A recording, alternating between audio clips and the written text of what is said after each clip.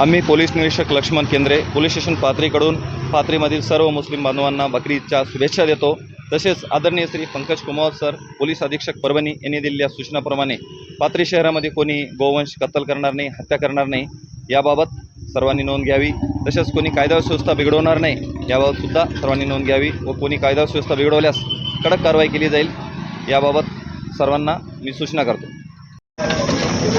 Pathri police station police निरीक्षक लक्ष्मणजी केंद्रे यांनी जनतेला सर्व मुस्लिम बांधवांना बकरी ईदच्या शुभेच्छा दिलेल्या आहेत। तसेच कोणीही गोवंश हत्या करू नये असे सुद्धा त्यांनी आदेश दिलेले आहे।